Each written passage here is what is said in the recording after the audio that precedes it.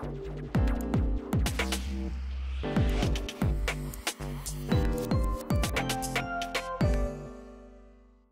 ar, a primeira edição de 2018 da Rede Escola Notícias da Educação. Hoje, o destaque fica para a utilização das ferramentas digitais em salas de aula. E veja também... Um programa universitário dedicado ao envelhecer. E começamos o ano falando de saúde na educação. Quem aí já não se machucou na escola, correndo no pátio, jogando bola ou mesmo na aula de educação física? É verdade, eu sei disso. Acho que muita gente. E a função do professor de educação física é essa mesma: incentivar a prática de esporte, o exercício físico, o atletismo. E por isso que ele deve estar preparado para socorrer o estudante caso haja necessidade. De acordo com a Organização Mundial de Saúde, uma assistência imediata nos primeiros minutos após um incidente pode proporcionar até 60% de chance de sobrevivência. E agora já é lei. Professores de Educação Física do Estado do Rio de Janeiro devem fazer o curso de primeiros socorros com reeducação a cada 2 anos. A lei, que já existia no município, passou a ser estadual. Ter um profissional preparado para prestar esse primeiro atendimento, né? Então, sem invadir, claro, o tratamento, que aí é o médico quem vai fazer, mas esse primeiro suporte ele é fundamental para dar segurança, tanto da prática da atividade física, como uma circulação comum de crianças na escola. No âmbito regional, a gente já está bem sedimentado, e aí a gente precisa do apoio dos outros conselhos regionais e do Conselho Federal para que seja levado isso para o âmbito nacional, que aí vai ser uma lei federal. Professores de Educação Física acreditam na eficácia do curso oferecido pelo Estado. Eu achei muito válida as aulas hoje, pelo fato da gente estar trabalhando com as crianças e sempre acontece acidentes, por exemplo, lesões, alguma torção, assim, e é bom para a gente saber o que fazer na hora. Às vezes o aluno cai, tem áreas que são sensíveis e acabam acontecendo esses incidentes, do aluno se cortar, e aí esses primeiros socorros são essenciais para as aulas, né? Os professores aprendem e praticam o passo a passo dos primeiros socorros. Antes de abordar essa vítima, a gente analisa a cena para saber o que aconteceu, para saber qual o socorro que vai ser mais adequado, verificar tudo que está em volta, se oferece risco para ele, né, para a vítima, para o socorrista. Então, depois da gente analisar essa cena, a gente vai abordar essa vítima, vai verificar toda a responsividade dessa vítima, se ela tem traumas, se ela está respirando, se ela tem frequência cardíaca, para poder a gente saber quais são os procedimentos que a gente vai tomar. Passadas todas aquelas fases, se for o caso, é necessária a remoção da vítima, seja por risco de desabamento e fogo, seja para levar para um tratamento adequado numa ambulância ou mesmo numa sala reservada. E é o que esses professores vêm fazendo aqui hoje, tendo aulas na prática. Quando a gente se coloca no lugar da pessoa, da vítima, a gente acaba tendo uma sensibilidade melhor do que ela está sentindo naquele momento, né, de desconforto, de impotência, de não conseguir se locomover sozinha. Se você praticar, aí sim, você vai conseguir fazer isso com bastante calma. E em caso de acidente na sua frente, assim, dá para você se sair melhor. A educação ambiental nas escolas é levada aos estudantes como uma matéria transversal, ou seja, que deve ser trabalhada nas aulas de todas as disciplinas. Isso mesmo, Ernesto. Há escolas que constroem um projeto ambiental para ser tratado ao longo do ano letivo ou mesmo elegem temas para trabalhos escolares. A importância da educação ambiental foi o assunto da conversa do Ernesto com a professora Lourdes Brasil, que é fundadora do Instituto de Educação Ambiental Gênesis. Vamos ver. A educação ambiental é uma dimensão ambiental da educação. É um processo, né, que visa sensibilizar as pessoas, os indivíduos, a respeito do meio ambiente com seus aspectos negativos e positivos, seus problemas, e também capacitar os indivíduos para que eles possam intervir, entender, interferir e construir soluções. A partir de que idade você acha que é o ideal para iniciar nesse processo? Desde cedo. Eu tenho uma experiência muito interessante que eu fui numa escola, estava fazendo um trabalho para crianças da educação infantil, e eu perguntei assim, por que a tia Lourdes está aqui conversando com vocês e não está conversando com o pai ou com a mãe?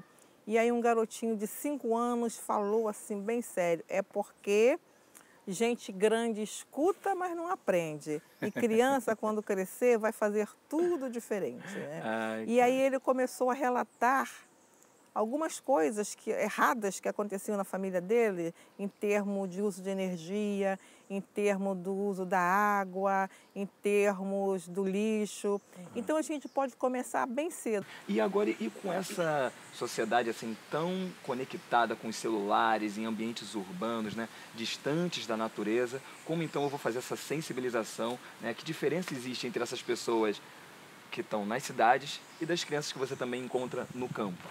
Olha, essa é uma questão bastante delicada, né? Tem alguns estudos falando sobre o déficit da natureza e dos impactos que isso provoca em vários aspectos da vida das pessoas, né?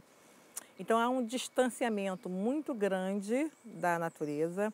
E isso é no campo e na cidade. Você vai no campo, o que seria o campo hoje, né? Eu viajo bastante, vou para algumas cidades do interior que não tem rio, não tem árvores, não tem praças, não tem pássaros. Tem uma natureza construída, mas aquela natureza, aquele verde de estar em contato, de sentir cheiro, brisa, isso não tem, né? E assim, a natureza, as pessoas vão se distanciando cada vez mais da natureza e isso faz com que elas pensem que essa natureza não é importante. Não é importante, né? Eu não preciso, eu não dependo, eu não brinco, eu não tenho nenhum contato. Qual é a dificuldade também, a importância da educação ambiental dentro das escolas?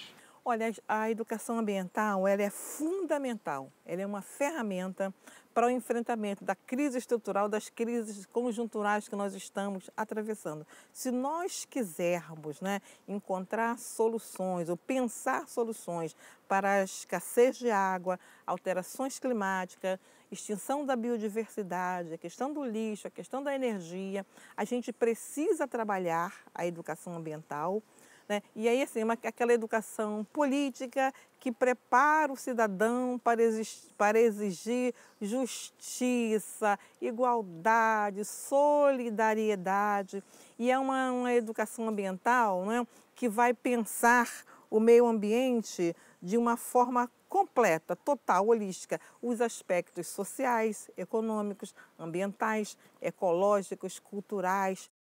O Brasil tem 120 milhões de pessoas que usam a internet, segundo a ONU.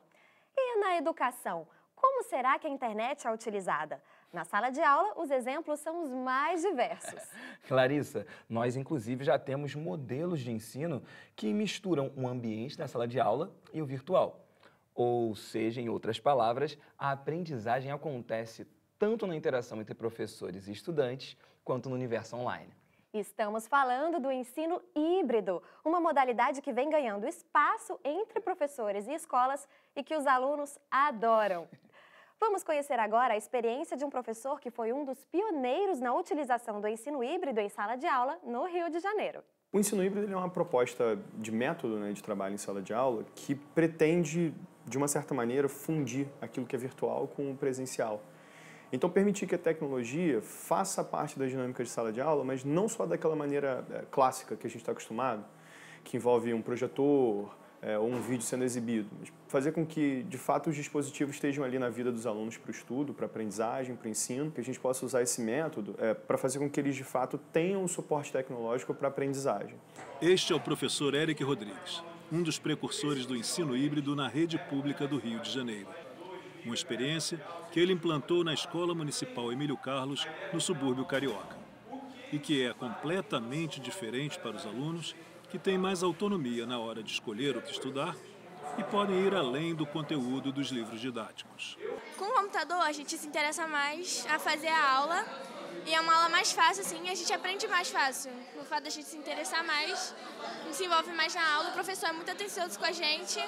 Eu acho bem melhor, porque a gente aprende e a gente grava as coisas que acontecem no computador, porque às vezes está no quadro e a gente está no caderno, mas a gente não se lembra. Como é com o computador, a gente vai e fica ainda relê em casa, no computador em casa, eu acho melhor. Eu acho que a tecnologia atrai o aluno, você consegue motivá-los mais, eu acho que eles ficam mais interessados, envolvidos. Isso, claro, tem um impacto positivo no desempenho, né? Se eu posso atender meu aluno com uma agenda específica, eu posso oferecer ele um trabalho e uma nova oportunidade se ele erra, porque eu consigo registrar onde ele errou e já ter ali um material para ele, caso esse erro aconteça, diferente. Se ele trabalhou com vídeo, eu posso oferecer um texto, ou o inverso. Ajuda demais a aula dele, pô. Que tipo, se a gente atrasa assim, a matéria, ele vai lá na agenda dele, ele chama a gente lá, coloca tudo, adianta a gente. Pô, ajuda pra caraca. As aulas de história do professor Eric duram cerca de 1h30. Nos primeiros 15 minutos, ele fala sobre a matéria. A partir daí, é hora de usar a tecnologia e pesquisar sobre o assunto. Onde e como, os alunos é que determinam. Aquela aula mais tradicional expositiva, onde o professor foca a atenção em si, exige que o aluno passe 1h, 1h30, escutando, anotando, só recebendo o conteúdo e informações, ela se desfaz. É mais comum na aula de ensino híbrido que o professor atue como orientador, como mediador. Acho que é uma melhor forma de estudar, unindo a tecnologia com a história da matéria. Eu cheguei a fazer uma análise entre 2014 e 2015, que curiosamente era uma turminha que tinha sido turma de 7º, 8º e 9º ano. Então eu trabalhei com um ano inteiro com eles, extremamente tradicional, ainda em 2013. 2014, metade do ano com ensino híbrido e metade tradicional, e 2015 só com ensino híbrido. O desempenho deles entre 2015 e 2013 tinha realmente dado um salto, assim, tinha conseguido diminuir o número de recuperações em média em 50%. A média, tipo, era 4, 3, agora eu tiro 8, 9, porque o professor, ele vem, ele explica no computador, aí explica no quadro, é tudo mais fácil, sabe? Tem vídeo, que nem eu tô vendo aqui agora, vídeo, texto, tudo mais fácil. O uso da internet, do computador na educação realmente está crescendo muito em todo o país. E de maneiras bem diversas, né? Inclusive com o uso de jogos. Exatamente, Ernesto. E numa escola em Irajá, na zona norte do Rio de Janeiro, estudantes do 7º, 8º e 9º anos são iniciados em programação de jogos enquanto aprendem várias disciplinas, entre elas, adivinha? O inglês. Em 6 anos, aumentou em 21% o número de escolas públicas e privadas em todo o país que têm acesso à internet. Quase 70% das escolas brasileiras estão conectadas. Em relação à banda larga, esse crescimento foi de 17%. Mais de 70% dos computadores são para uso dos alunos. Mas será que eles estão acessando a tecnologia durante as aulas? Quem é aluno já ouviu o professor falando em sala de aula, desliga o computador, sai do telefone, mas aqui nessa aula é diferente. Aqui a professora diz, alunos, vamos entrar no computador?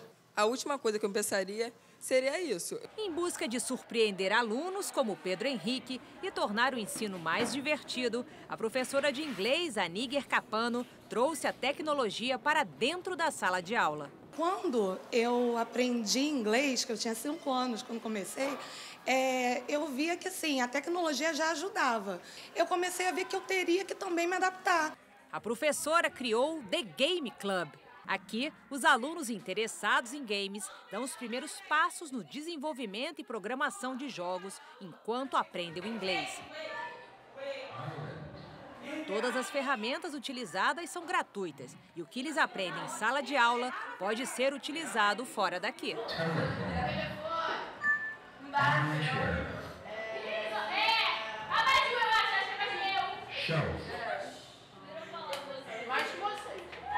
Os alunos da Escola Municipal Malbataã, em Irajá, zona norte do Rio, ficaram instigados com a novidade. Ajuda muito, até porque você conversa com as pessoas, se comunica e também você aprende mais, né?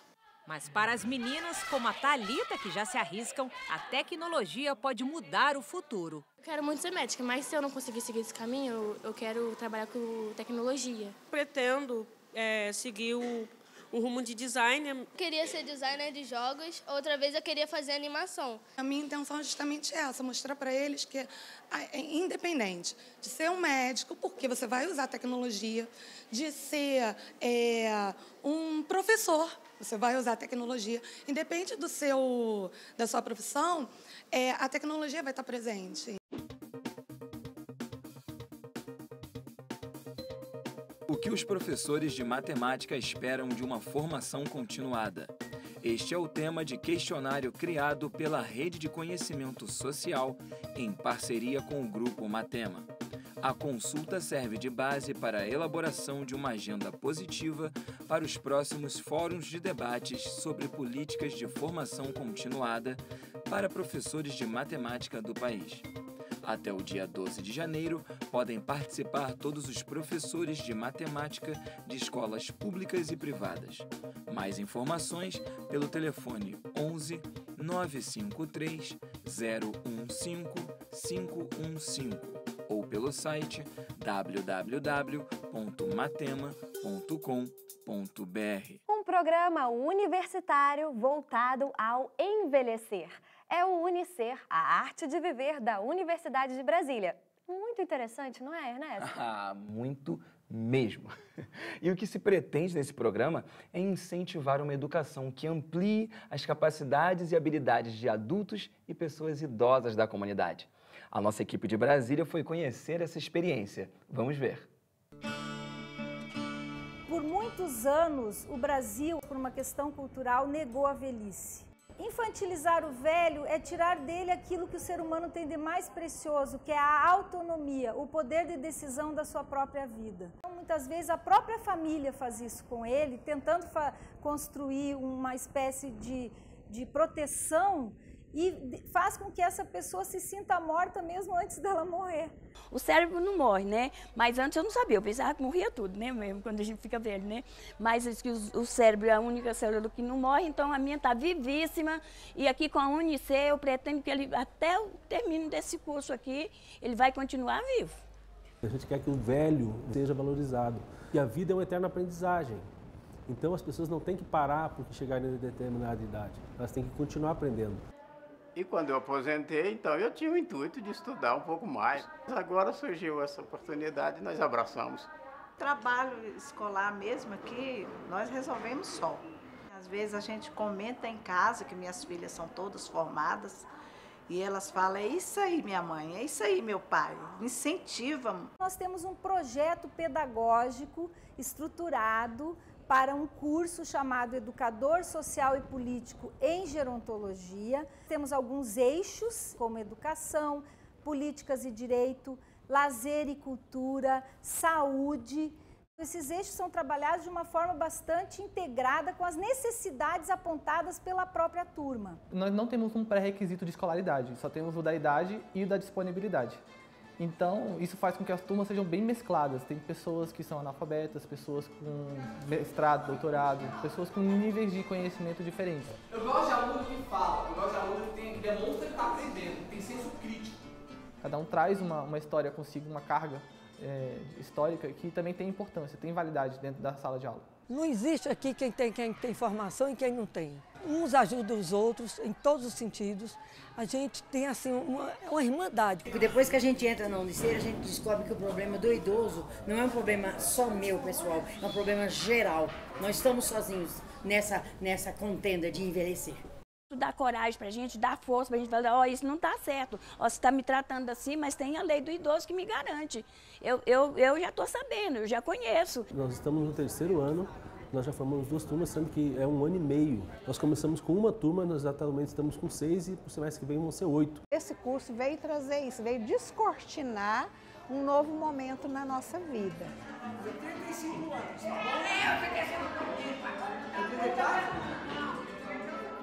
É um desafio, essa é a palavra, porque é muito novo se estudar o velho. É muito novo você colocar o velho dentro da universidade. As pessoas velhas, elas têm os seus lugares pré-estabelecidos e não é dentro da universidade. A gente tenta reconstruir isso, que as pessoas velhas, elas estão em todos os lugares. A gente quer fazer as pessoas enxergarem que ser velho é muito bom, que ser velho é bonito, velho tem sua sexualidade, os homens velhos têm sim a sua beleza, as mulheres também, tem muita inteligência e muita vivência trazida pelas suas próprias experiências. Tem uma pessoa que vem comigo e elas vão pro forró, e quando vai pro forró eu venho para aqui. E ela vai, mas vamos pro forró? Eu digo, não, eu vou estudar. É muito bom viver, né, e aprender. Quando eu vejo esse emblema aqui, dá uma emoção tão grande que às vezes a gente dá até vontade de chorar, de assim, saber que a gente está participando.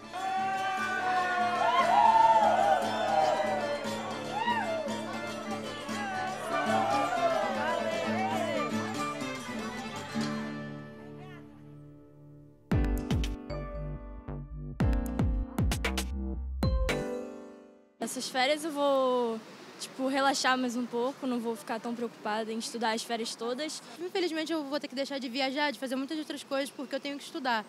E também tem a questão do Enem, que vai ter que estudar para o Enem.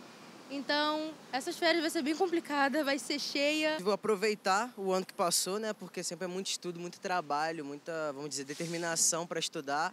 E também dar uma estudadinha, né? Pegar o conteúdo da última certificação e se preparar, porque sempre no outro ano vai ter mais coisa. Mas também aproveitar, dar uma relaxada, jogar um futebol, ir pra praia, curtir um pouco as férias. Passar o mês de janeiro estudando também, porque são as provas finais. E é isso, eu vou deixar de viajar, de fazer essas coisas assim, que geralmente as pessoas fazem nas férias, né? Curtir, pra poder estudar.